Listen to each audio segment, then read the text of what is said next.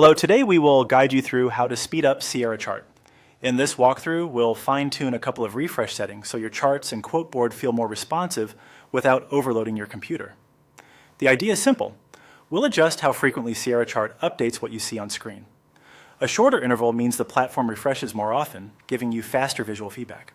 A longer interval reduces CPU usage but can make things feel sluggish. We'll aim for a balanced setting that works well for most setups.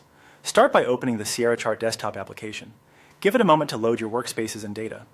Once you're in, move your mouse to the top menu and choose Global Settings. This is the central place for platform-wide preferences that affect performance and behavior across all charts. In Global Settings, select General Settings. This window contains several performance-related options. Take a moment to scan the layout so you know where things are, then locate the field labeled Chart Update Interval, measured in milliseconds. This value controls how often your charts redraw and process incoming data for display. Click into the Chart Update Interval field and enter 150.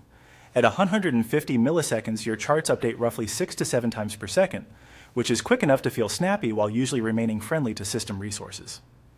If you run many charts or very heavy studies, this setting still tends to be a safe middle ground. Keep in mind that going dramatically lower than 150 can create unnecessary CPU load with little visual benefit, while going much higher can make the platform feel less responsive during active markets. While you're still in general settings, find the quote board update interval, also measured in milliseconds. This controls how frequently the quote board refreshes prices and changes. Set this to 150 as well, so both your charts and your quote board refresh on a consistent rhythm.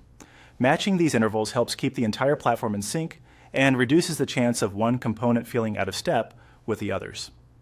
After you've set both intervals, take a moment to consider your hardware and the number of open charts.